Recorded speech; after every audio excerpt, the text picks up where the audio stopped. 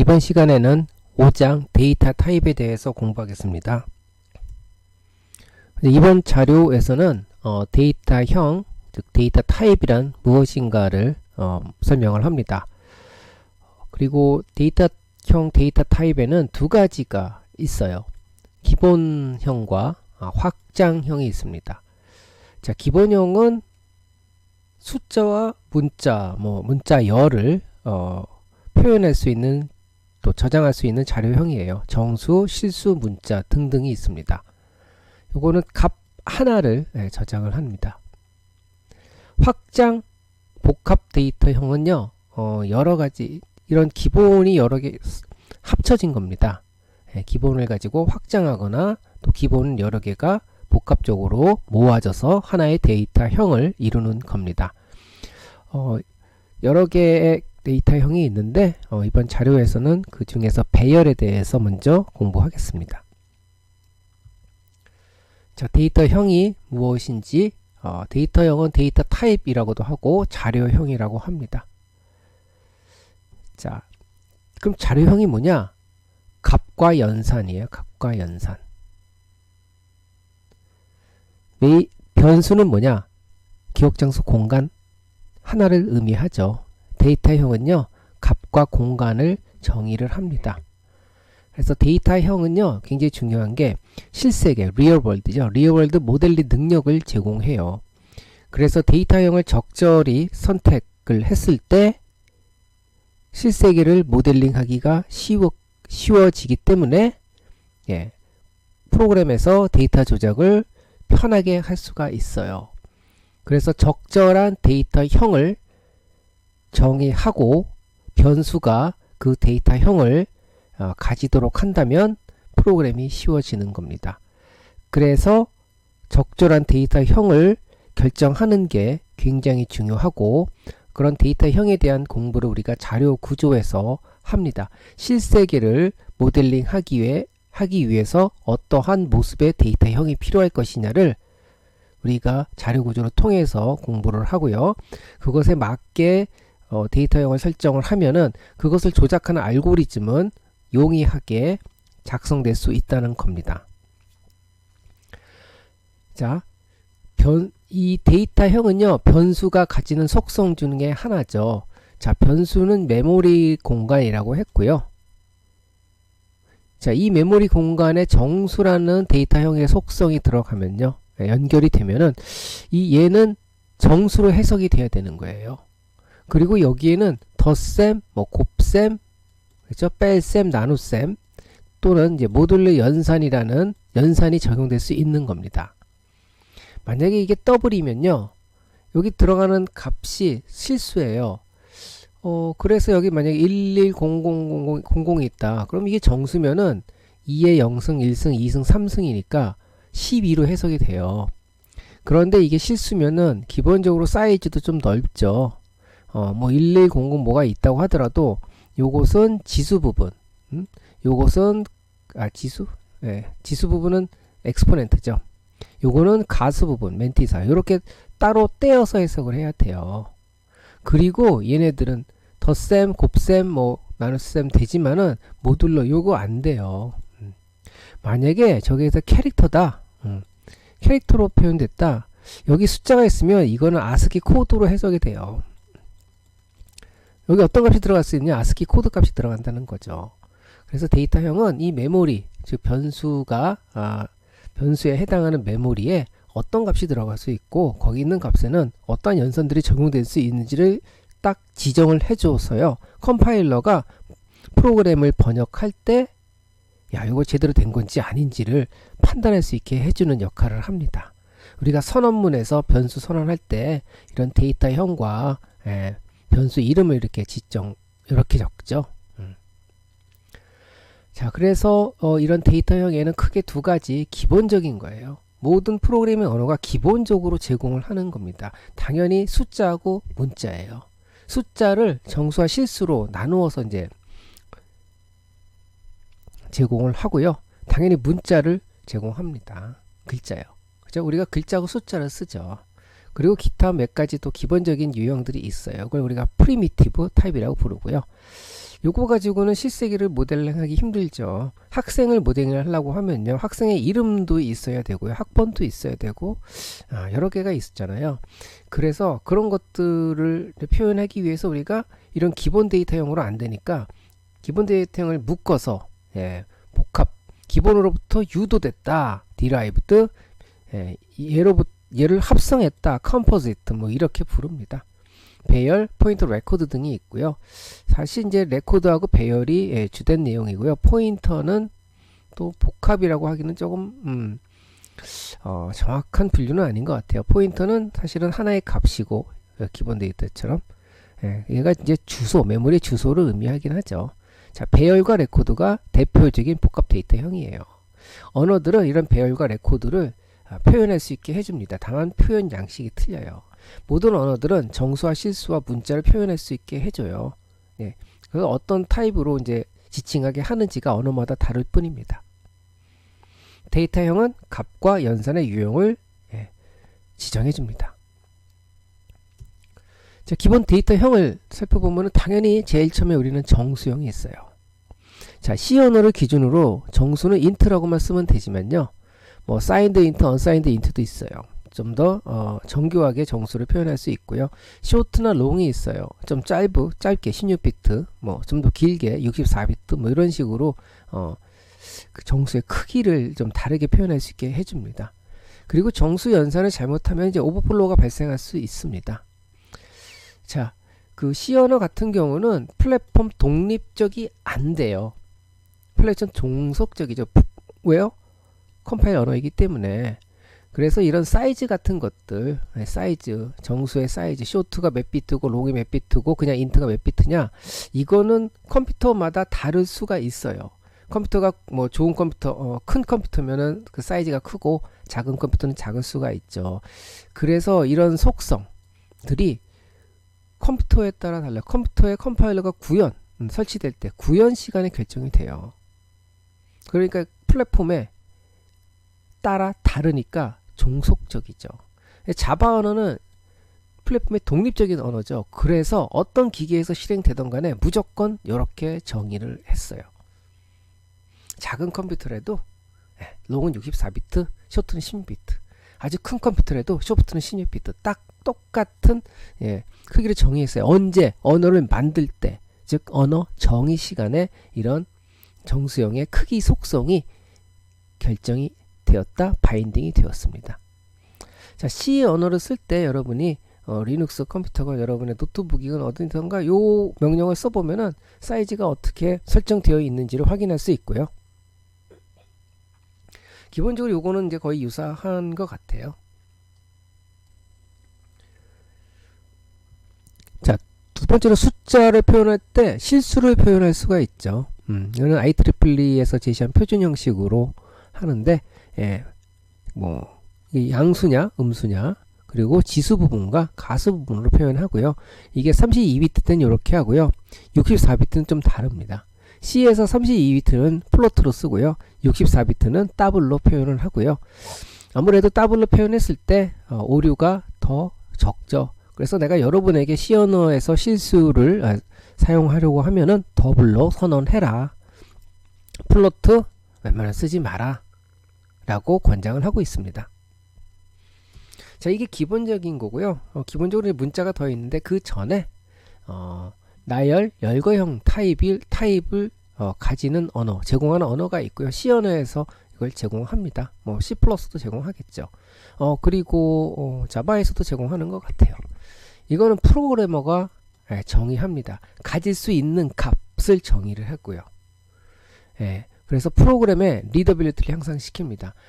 이게 굉장히 중요한 거는 정수 값을 가지는 어떤 데이터들이 의미 있는 이름으로 사용될 수 있게 해줍니다. 이렇게. 자, 요거 타입 데프, 요거 뭐냐면 데이터 타입을 프로그래머가 정의한다는 의미예요. 그런 키워드예요. 자, enumeration, 나열하는데 son부터 saturday까지 값을 가지는 데이터 타입을 day라고 결정하겠다는 겁니다. 타입 데프는 맨 끝에 단어에다가 그 중간에 있는 모든 것을 이렇게 딱 지정을 하는 거예요. 그래서 우리가 정수 선언할 때 이렇게 타입을 쓰고 변수 이름 쓰듯이 타입을 쓰고 정수 이름 변수 이름을 쓰면은 date1은요 이 7개 선 이런 값을 가집니다. 이런 값을 가지는데 이런 값은 사실은 우리가 지정하지 않으면 얘는 0이고요. 얘는 1이고 일씩 증가하게 되어 있어요. 그죠? 그래서 우리가 그 어떤 날짜 요일 같은 거 표현할 때 이거 스트링으로 표현 안 하고 그냥 숫자로 표현하면은 표현도 간단하고 나중에 비교도 간단합니다. 숫자 비교가 일요일이냐 비교를 할 때 숫자 선이냐를 비교를 하는 게 편하지 그걸로 선 뭐 이렇게 스트링을 비교하는 거는 스트링 컴페어 뭐 이런 일을 해야 되니까 훨씬 시간도 오래 걸리고요. 불편합니다. 자, 요 date1이 이제 요 7가지 값을 가질 수 있어요. 근데 C 언어는요, 이게 내부적으로 정수니까 이렇게 정수, 이거 정수 값을 가질 수 있다라고 간주를 합니다. 이런 것도 된다라고, 덧셈도 된다라고 가정합니다. 그런데 사실상 set 더하기 1이면요, 여기 세터데이가 아마 6일 거예요. 그럼 실제 7이죠. 7이라는 값은 이 day라는 타입에 존재하지 않는 거예요. 그런데 이런 연산이 허용돼요. 그러니까 프로그램이 뭔가 문제가 있게 되는 거죠. 그리고 sun이 0이거든요. 그럼 date1이 -1이다. 그럼 무슨 요일이에요? 의미가 없습니다. 그러한 연산도 어쨌든 프로그램 내부에서 실행이 됩니다. 컴파일러가 번역을 해줘서 실행을 시킵니다. 그럼 그 실행 결과는 의미 없는, 요일과는 전혀 상관없는 그런 결과가 나오는 거죠. 그러면 이제 원하지 않는 그런 프로그램의 결과가 발생을 합니다. 그래서 주의 깊게 써야 돼요. 컴파일러가 이렇게 혼합해서 대충 루슬리하게 아주 느슨하게 이게 검사를 해서 그래요. 그래서 개선된 언어가 뭐죠? C#에서는 강한 타입 검사를 한다고 그랬죠. 그렇게 야 이런 거 무슨 말이야 이런 거 안 돼라고 C#에서는 컴파일러가 경고를 내줍니다. 번역을 해주지 않아요. 자, 여기 나열형입니다. 나열형을 잘 쓰는 거는 프로그램을 어느 정도 좀 할 수 있다라는 것을 의미합니다. 중요한 그런 데이터형이고요. 그리고 기본적인 데이터형 중에 이제 글자, 문자를 나타내는 형이 있고요. 옛날에 이제 ASCII 코드 7비트로 표현이 됐습니다. 그래서 차라고 선언하면은 딱 8비트예요. 인트라고 선언하면은 기본적으로 16비트, 32비트가 되지만요. 최근에 이제 유니코드이기 때문에 16비트, 2바이트가 됩니다. 국제화를 위해서 유니코드를 허용을 하는데 자바 언어가 유니코드로 글자를 표현했기 때문에 2바이트니까 16비트니까 16비트 16비트니까 2에 16 쓴 게 즉 약 꽤 많아 65,000개 정도의 캐릭터를 표현할 수 있어요. 그래서 알파벳뿐만 아니라 한글, 뭐 Chinese, Japanese, Chinese 다 할 수 있는지 모르겠네요. Arabic, 뭐 여러 가지 나라의 말을 표현할 수 있게 되었습니다. 자, C 언어에서 좀 살펴볼게요. 자, C 언어에서의 문자형은요, 내부적으로 뭐로 저장되냐면 ASCII 코드로 저장돼요. 즉 숫자로 저장되죠. 숫자이기 때문에 정수형의 부분 집합이에요. 즉 ASCII 코드니까 0번부터 127번까지 값을 가져요. 이게 왜냐하면 8비트니까요. 그럼 여기 ASCII 코드로 뭐 A라고 하면은 뭐 예를 들어 63이면요. 이게 차라고 선언됐기 때문에 실제로 출력할 때는 A를 출력할 겁니다. 정확한 ASCII 코드 값은 잘 모르겠네요. 그래서 C에다가 여기 대문자 A에다가 2를 더하면 사실상은 A의 ASCII 코드에 2를 더하니까 BC 대문자 C에 해당하는 ASCII 코드 값이 될 거예요. 그래서 %C로 찍으면은 C를 %G로 찍으면 여기 대문자 C가 찍히고요. %D로 찍으면 그 ASCII 코드 값이 찍혀요. 정수형이기 때문에 숫자랑 더할 수 있어요. 이게 참 말이 돼요. 글자랑 숫자랑 더한다는 게 우리 말이 안 되는 건데 C 언어에서는 이게 됩니다. 이게 되는 게 바람직하지 않아요. 느슨하게 타입 검사해서 그래요. 정수고 캐릭터가 서로 다른 타입인데 어차피 캐릭터는 내부적으로 정수로 취급하니까 그냥 더해도 돼. 맘대로 해. 그래서 의미 없는 그런 잘못된 일이 발생할 수도 있어요. 자, i가 정수인데, 아이, 이거 캐릭터 어차피 아스키 코드도 정수니까, 그냥 이렇게 어사인도 해도 돼. 자, 이것도 뭐, 사실상 의미가 좀, 적절하지 않은 그런 연산이죠. 예, 그런 연산들이 다 허용이 돼서 출력을 해보면은, 아스키 코드와 그런 그냥 일반 정수, 예, 다 출력이 가능합니다.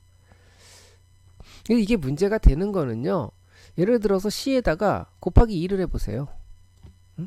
그러면 이게 128을 넘어가면은 %C로 찍었을 때 에러가 발생을 해요. 그거보다 큰 아스키 코드 값이 없으니까요. 127보다 큰 것이 오버플로우가 발생하거나 문제가 발생합니다. 근데 컴파일러는 정수니까 그냥 덧셈을 또 곱셈을 허용해줘요. 예, 뭐 200 한다든지 이런 연산이 실행돼 가지고 이상한 그런 값이 나오도록 해줍니다. 이게 다 C 언어가 느슨한 타입 검사를 하기 때문이에요.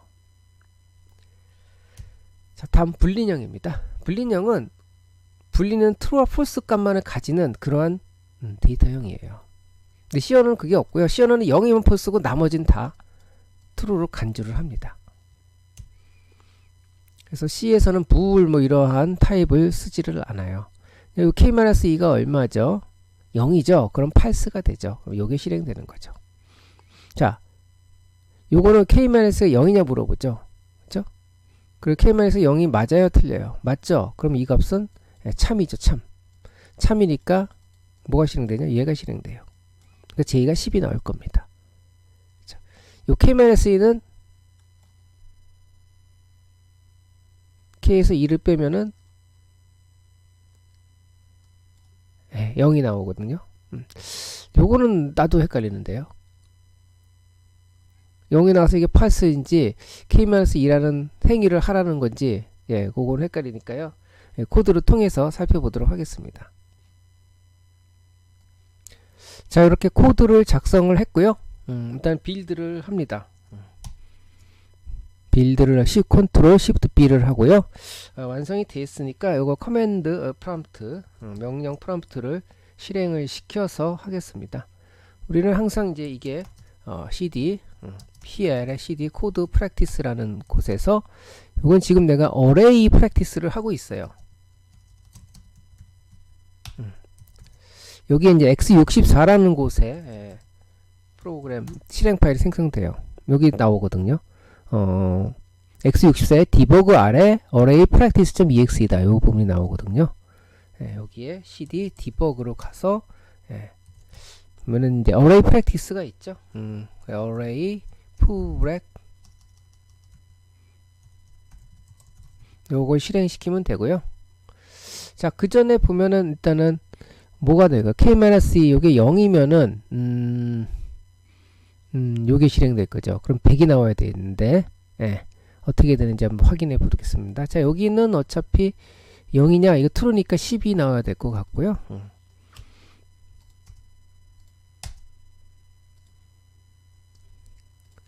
여기가 지금 엔터가 잘 안 쳐지는데 100하고 10 있겠죠. K-2가 얼마죠?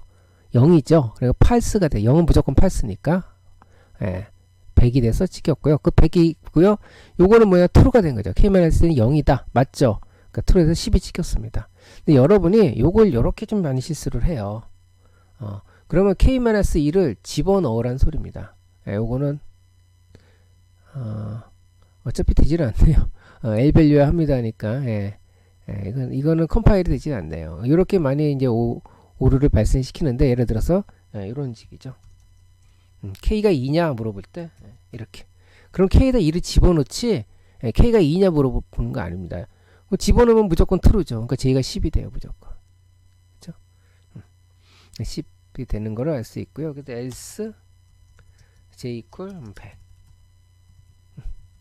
그래서 이거를 빌드를 하고 실행을 다시 한번 시켜보면은 100이 나오는 걸 알 수 있어요. 그죠? 자, 그래서 이게 어떻게 실행되는지 확인했고요. 그래서 지금 이게 true인지 false인지 좀 헷갈릴 수 있는데 C++에서는 이게 이제 true, false 값을 가질 수 있어요. 그런데 true, false만 가지는 게 아니라 이게 다 가능하대요. 다 가능한데 여기서 0인 게 요거 하나 있죠. 요거 하나 빼놓고 나머지 다 true예요. 자, 이런 게 불린형이고요. 자, 두 번째 간단하게 소개할 내용입니다. 자료형 변환입니다. 자료형을 바꾸는 거예요. 내용을 살펴볼게요. 예를 들어서 이렇게 되어 있으면 어떻게 되느냐. i 정수라고 선언하고 x가 실수예요. 그럼 모듈러 3. 가만히 있어봐. 이 실수라고 하면은 모듈러 연산이 안 되는 걸로 아는데, 예? 왜냐면은 데이터형은 가질 수 있는 값과 연산을 지정한다고 했어요. 그걸 마찬가지로 그냥 해보죠. 이렇게 int i하고 그죠? 네, 더블 x로 놓고요. i는 x 모듈로 3 이렇게 해놨어요. 그 전에 이제 x의 값을 어떤 10.0, 3 뭐 이런 식으로 넣어야겠죠. 자, 일단 여기서 식의 정수 계열의 형식이 있어야 합니다. 이미 빨간색이 됐기 때문에 빌드가 안 됩니다. 빌드가 안 돼요. 컴파일러는 형 브릿지 에러를 내냐, 형 변환을 하냐 물어봤는데 에러를 내죠. 아예 안 해요. 자, 자료형 변환에는요, 확장 변환과 축소 변환이 있어요. 확장은 int는 사이즈가 보통 32 뭐 그런데요. 플로트는 좀 더 int가 16이다. 그럼 플로트는 좀 더 커요. 32비트. 그러면 이 값이 그대로 가서 나머지 뒤엔 0이 붙기 때문에 데이터 값 손실이 없어요. 이런 거는 컴파일러가 알아서 해줍니다. 근데 줄이는 거예요. 반대로 가는 거는 요 밑에 게 사라지죠. 그러니까 손실이 가능하니까 이거는 안 돼요. 이건 에러예요. 이건 에러가 됩니다. 그래서 일반적 컴파일러 이거 안 해주고 이거는 해줘요. 그래서 프로그래밍 언어에서 형 변환을 살펴보면은 자, 이거 내가 꼭 하고 싶다. 그러면 어떻게 해요? 내가 이렇게 형 변환 연산자, 캐스팅 연산자를 써야 돼요. 프로그래머가 강제로 바꿨다라는 증거를 코드에 남겨놓습니다. 문제가 발생했을 땐 이 프로그래머가 했다는 거죠. 그래서 여기다가 너 모르겠다. 인트를 바꿔. 그러면 해줘요. 그럼 에러가 발생 안 하고 이렇게 빌드 했을 때 실행이 됩니다. 컴파일이 만들어지죠. 자, 묵시적 자료 변환하는 경우도 있어요. 예를 들어서 네, 이런 겁니다. x는 i 플러스 x다. 뭐 이렇게 됐을 때 물론 i에다가 10을 넣어야 되겠죠. 자, 그러면 정수와 실수를 더하는 거예요. 여러분이 컴퓨터 아키텍처에서 공부를 하겠지만요, 정수 덧셈 하는 하드웨어와 실수 덧셈 하는 하드웨어가 틀려요. 그렇죠? 그래서 기계어 명령이나 기계 명령에서도 이 덧셈이 다른 숫자로 변환이 됩니다. 정수 덧셈이 000이면요, 실수 덧셈은 001 뭐 이런 식으로 바뀌어요. 그래서 요럴 때 어떻게 하느냐, 요거를 실수로 바꿉니다. 그래야 값에 어떤 손실이 없으니까요. 그래서 그럴 때 묵시적 자료 변환이라 해줍니다. 정수하고 실수를 더할 때 이 정수를 실수로 이렇게 컴파일러가 바꿔줘요. 자, 인터프리터 언어는 자기가 알아서 다 해줍니다. 인터프리터 언어는 그래서 A 더하기 1을 하면요, 이거는 A1 이렇게 나오죠. 우리 자바스크립트에서 그렇게 배웠습니다. 그렇죠? 요거를 글자로 바꿔요. 근데 내가 원하는 게 진짜 이건가요? 이거 모르겠어요. 에러 가능성이 있습니다. 묵시적 자료 변환은 프로그래머 입장에서는 편하긴 한데 에러가 안 나니까 자기가 의도하지 않은 그런 결과를 발생시킬 수도 있어요. 그렇습니다. 자, 여기까지 자료형 변환 두 가지 스타일에 대해서 살펴봤고, 묵시적과 확장 변환과 축소 변환 살펴봤고요. 캐스팅 함수에 대해서 이제 소개를 했습니다. 프로그래머가 직접 바꾸는 겁니다. 명시적인 어떤 타입 변환이죠. 자, 이제 복합 또 derived 유도된 데이터 타입들을 소개를 하는데, 그 중에 첫 번째로 배열에 대해서 설명을 합니다. 자, 배열은요, 동일한 형의 데이터의 원소예요. 똑같은 데이터 우리가 다를 때, 정수 여러 개 다를 때 정수 배열로 하는 거예요. 글자 여러 개 다를 때 캐릭터 배열로 하는 겁니다. 잘 알고 있죠? 각 원소를 접근할 때는 배열, 요 배열의 이름과 여기 인덱스, 그쵸? 여기가 1이죠. 여기가 0이고, 요거를 액세스하려면은 A2 이렇게 하겠죠. 잘 알고 있는 겁니다. 자, 우리가 배열을 선언해요. 정수 int a라고 선언할게요. 이렇게 선언하면 컴파일러에게 각 원소는 정수다, 인덱스도 정수다. 이거는 뭐 컴파일러에게 언어 정의할 때 알려줬습니다. 차원은 1차원이다. 배열 인덱스 시작은 0이고 끝은 9다. 이런 게 저절로 알려주는 겁니다. 배열의 초기 값은 지금 아무것도 없다. 이건 선택적이죠. 선언문이 이런 정보들을 컴파일러에게 알려줍니다. 자, 여기서는요, 배열을, 언어마다 좀 표현하는 방법이 좀 달라요. 여러분은 이 부분만 잘 알면 됩니다. 1차원 배열은 아니지만 2차원 배열은 이렇게 쓰죠. 자, C나 포트란에서는 정수만 인덱스를 쓸 수 있어요. 인덱스 범위를 명시하지 못해요. 무조건 0부터예요. 0부터 쭉 나가게 돼 있어요. 다른 언어에서는 다른 걸 쓸 수 있다고 합니다. 다른 언어, 파스칼이나 웨이더에서는요, 좀 다르게도 쓸 수 있다고 해요. 자, 그런데 사실 이제 우리 C 언어처럼 다 쓰고 있죠. 여러분이 아는 언어들은 C 스타일로 0부터 항상 시작을 하고, 인덱스 값은 다 정수여야 했어요. 정수는요, 배열은요, 우리가 사용하는 프로그래밍 언어에서 굉장히 유용하게 사용이 됩니다. 우리가 데이터를 하나를 처리하는 프로그램을 짤 필요가 없어요. 그냥 손으로 하죠. 데이터가 많은 것을 컴퓨터에게 시키는 거죠. 프로그램을 짜서. 자, 그 배열의 원소는 어느 유형이나 가능해요. 구조체, 포인터, 객체 다 돼요. 우리가 구조체를 여러 개 선언을 하거든요. 그럼 구조체 여러 개가 돼요. 구조체가 이렇게 이제 복잡하게 되어 있으면 구조체 여러 개를 가지는 배열을 만들 수 있고요. 이런 구조체를 가리키는 포인터의 배열을 또 만들 수 있어요. 포인터의 배열도 만들 수 있어요. 우리가 클래스를 선언해서 객체 지향 언어에서 클래스 인스턴스, 오브젝트를 만드는데 오브젝트 여러 개를 가지는 배열로 또 만들 수도 있습니다. 그래서 배열은 굉장히 유용하고요. 자, 배열에 대해서 좀 알아야 할 사전 지식 중에 하나는 배열 초기화 방법입니다. 이거는 우리가 사실 지금은 다 배열 초기화 방법이 크게 의미가 있지는 않고요. 다만 이제 이런 우리가 시험 준비 같은 걸 할 때 나올 수도 있어요. 자, 포트란 언어는 열 우선이에요. 컬럼 메이저예요. 자, 우리가 2행 요렇게 요거 뭐냐면 3행 2열이죠. 3행 2열이면요. 우리가 인덱스 지정할 때 0,0 그렇죠?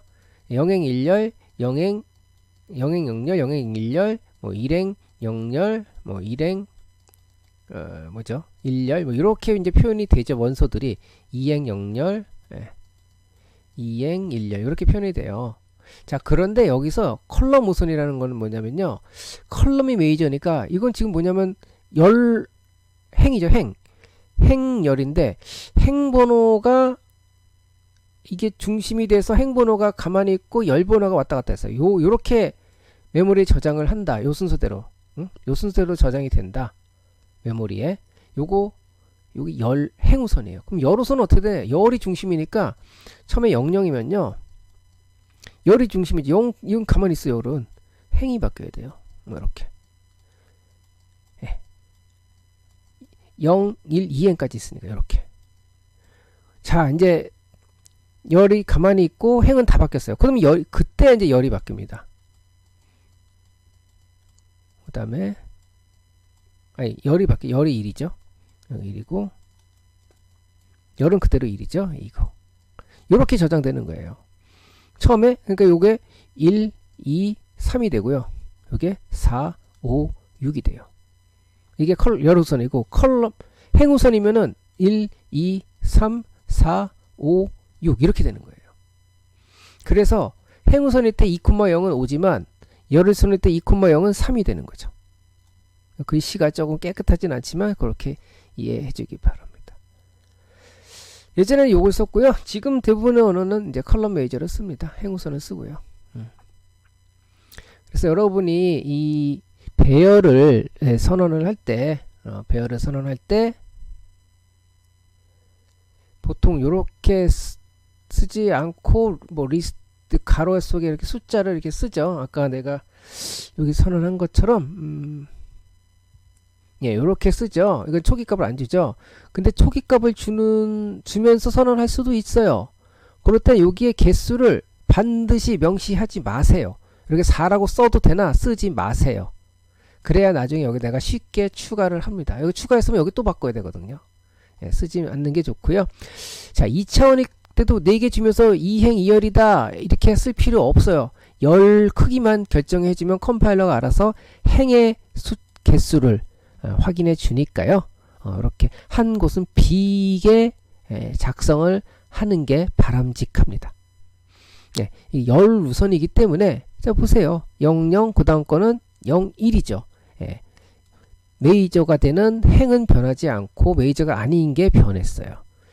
자, 그 다음에 이제 1이 되고요. 예, 행이 변했어요. 열이 변했죠. 그죠? 자, 이런 배열은요. 이런 문자열을 쓸 때 굉장히 유용하다. 또는 문자열은요. 배열로만 쓸 수 있어요. C 언어에서는요. 문자열의 의미는요. 문자 배열이라는 뜻이에요. 스트링이죠. 굉장히 특이한 게 C 언어에서의 문자열 끝에는 백슬래시 제로가 들어가 있습니다. 여러분 이렇게 쓰지만 사실 백슬래시 제로가 있어요. 내가 한번 보여줄게요. 비주얼 스튜디오 코드에서 작성한 게 있으니까 이거를 일단 삭제를 하고요. 기존에 작성한 거를 하나 올리도록 아이고 기존 항목에서 어떤 거냐면 스트링이에요.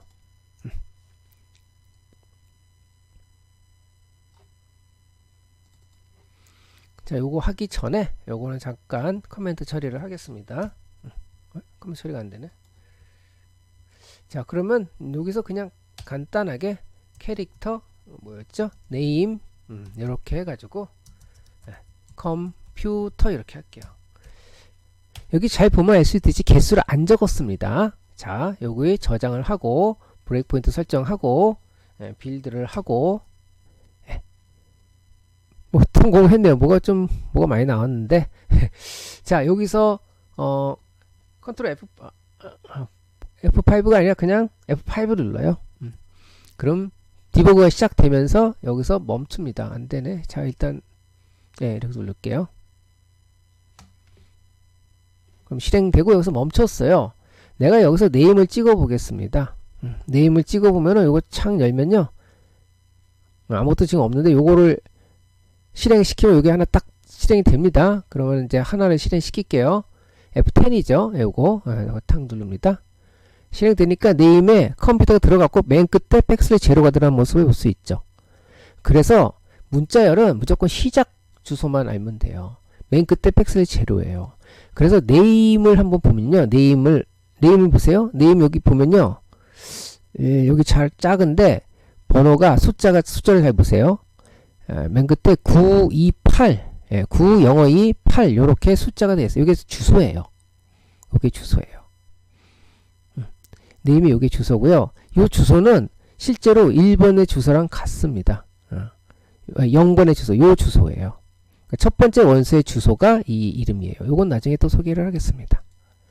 자, 그래서 지금 여러분에게 보여주고자 한 게 뭐냐? Shift F5를 누르면 이게 끝납니다. 백슬래시 제로 들어간 모습을 여러분이 확인했죠? 그래서 백슬래시 제로까지 이렇게 순환을 하면은 맨 끝까지 이런 배열을 순환할 수 있다는 겁니다.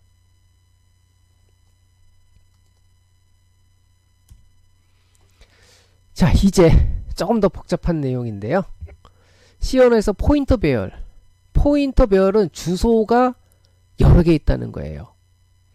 문자열은 가리키는 포인터 배열을 소개를 합니다. 이건 네임스예요. 네임스라고 쓰는 게 맞고요. 자, 요건 어떻게 되냐? 네임, 캐릭터, 네임. 캐릭터의 주소예요. 근데 그 주소가 여러 개예요.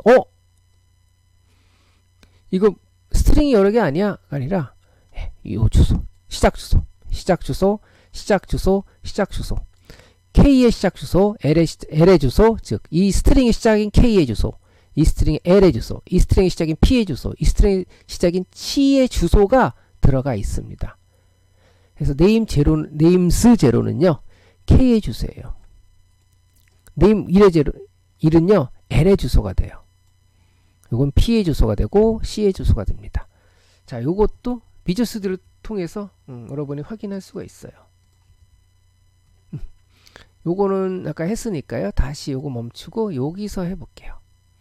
디버그로 시작합니다. 자, 요거를 실행시켜야겠죠. 일단은 지금 아무것도 없고요. 실행시킵니다. 여기서 요거 누르면 되겠네요. 자, 네임을 이렇게 쭉 펼쳐보면은 이렇게 나오고요. 0번은 C 뭐 이렇게 나오죠.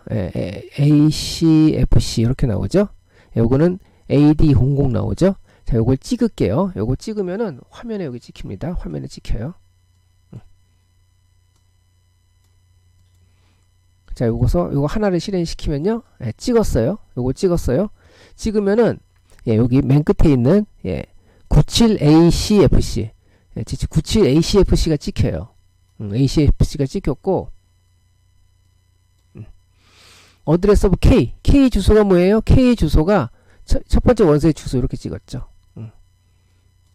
0번에 0번 0번에 0번 K 찍었죠. 77FC 7797ACFC예요. 그래서 네임스는요 첫 번째 원소의 주소를 쭉 담고 있어요. 여기에 가보면은 요 밑에 거를 쭉 액세스할 수 있는데 여기 이제 표현이 안 되고 있습니다. 여기서 보여주지는 못하는 겁니다. 그래서 이거 하나하나 실행을 시키면은 모든 것들이 첫 글자의 주소이다. 배열 네임스에 들어가는 것들이 뭐냐? 주소들이 들어가요. 어떤 주소 들어가냐? 글자의 주소들이 들어가고요. 그 글자는 뭐냐? 각각의 첫 글자예요. 이런 모습으로 배열이 저장이 됩니다. 네. 이런 모습으로 배열이 저장이 되고 이런 모습으로 스트링의 값이 표현이 되고 다루어집니다. 자, 끝낼게요. 요거는 그냥 엔터를 치면 끝납니다. 네. 자, 요렇게 여러 개의 스트링을 다루는 표현을 할 수 있다라는 겁니다. C 언어에서. 이게 좀 어렵습니다. 네. 요 코드를 그대로 작성해서 여러분에게 디버그를 통해서 보여준 거고요. 여러분도 코드 직접 작성해서 한번 디버그 모습을 통해서 주소를 확인해 보도록 하세요. 자, 이제 펄에서도 배열을 쓰는데 펄은 이렇게 쓰면은 값을 하나 가지는 스칼라 변수, 요거 앞에 쓰면은 요거는 여러 개를 가지는 배열 변수라고 했어요. 근데 펄에서 소개 안 된 것이 연관 배열이라는 걸 소개 안 했습니다. Associative Array예요. 요거는 뭐 딕셔너리 같은 스타일이죠. 예. 요게 인덱스가 되고 요게 값이 돼요. 인덱스 값이 되고 인덱스 값이 돼요. 그래서 여러분이 이거는 간단하게 이제 여기서 메모장으로 작성할 수 있어요. 여기 이제 코드 프랙티스에 보면은 요렇게 파이썬 같은 것들이 있죠. 여기서 이제 배열이니까 노트패드로 작성을 할게요. 뭐죠? arr.per이니까 pl로 작성합니다. 자, 그러면은 메모장이 새로 만들겠냐 이렇게 뜨고요. 메모장이 뜨고요. 연관 배열을 한번 작성해 볼게요. 연관 배열은 %로 연관 배열을 표현합니다.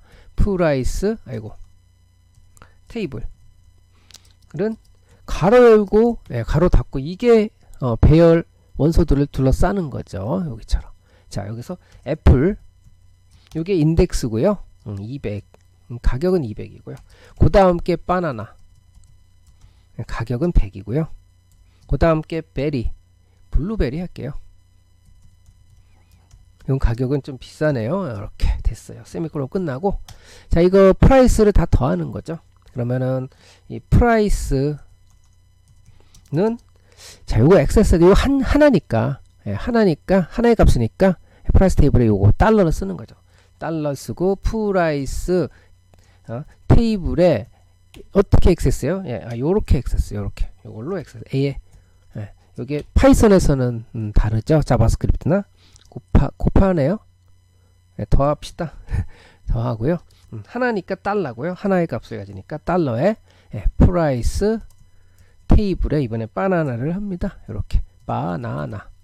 요렇게 딕셔너리 같은 스타일로 하죠. 자, 요거를 출력하려면 프린트 프린트 그냥 프라이스는 어떻게 하죠? 달러 쓰고 프라이스 백슬래시 n을 하면 되죠. 저장을 하고요.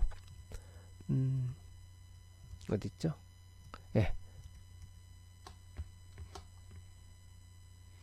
명령 프롬프트를 실행을 시켜서 명령 프롬프트가 어디 있나? 여기 있네요. 메모장은 여기 있고요. 요거 실행시키면 어떻게 하죠? dir 해보면은 여기 arr.perl arr.pl로 실행시키면은 요게 뭔가 좀 틀렸네요.